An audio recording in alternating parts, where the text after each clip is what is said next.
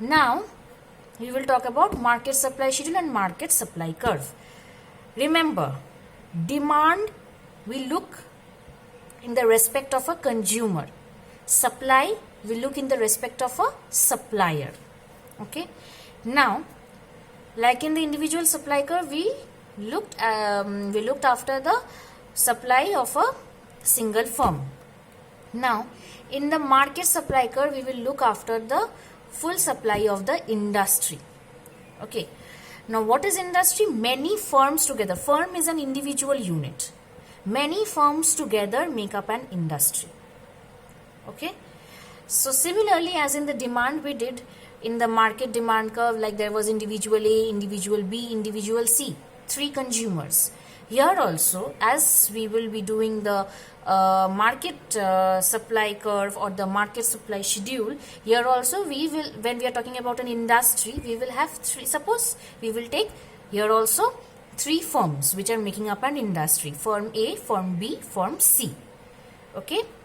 Now, here also in the same, the definition will be same for the market supply schedule, that is, it shows the quantity supplied by an industry at various prices during a period of time. Various quantities supplied by an industry at various prices during a period of time. Now I will show you this supply schedule, okay, of the market. Hope you all can see the supply schedule. See, this is the price, firm A, firm B, firm C, and the market supply. See, the price is rising. The price is rising from 10 to 50. Okay. Firm A supply is rising, firm B supply is rising, firm C supply is rising. Adding 1, 8 and this figure, we will get this market supply. Again adding this, we will get the market supply. Again at this price, adding this 3, we will get the market supply. Again at this price, adding this 3 digits, we will get the market supply. Again at this 50 price, adding these 3 firms supply, we will get the market supply. So, the market supply schedule is showing the supply of the industry at various the different amount supplied by the industry at various possible prices. Industry is made by different firms, individual firms. So, we are taking here 3 individual firms A, B and C, and adding their units at various prices, we are getting the market supply curve. Market supply in this market supply schedule.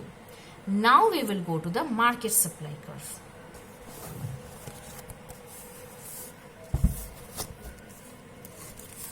See the market supply curve. Here again price, here again the quantity. Okay, this 3, 1, 2, 3, A, B, C, this 3 are the individual supply curve. Individual supply curve of A, individual supply curve of B, individual supply curve of C. Getting these 3 individual supply curves and summing up these 3 individual supply curves, we are getting the market supply curve. Similarly, as we did in the schedule, these are the individual supply of the firms. Adding these 3, we are getting the market supply. Similarly, adding these 3, we are getting the market supply.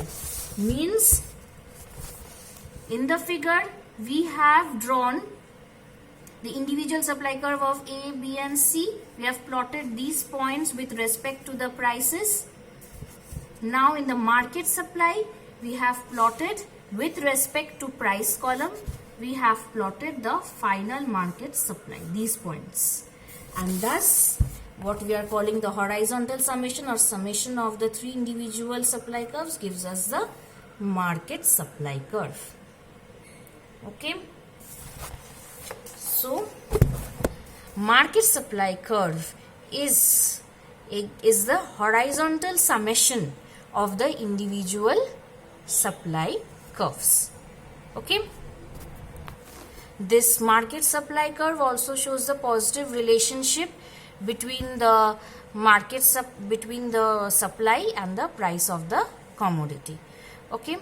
Now, another thing to be said is, in the market supply and in the individual supply curve, we will not have any changes, as we have drawn the demand curve earlier.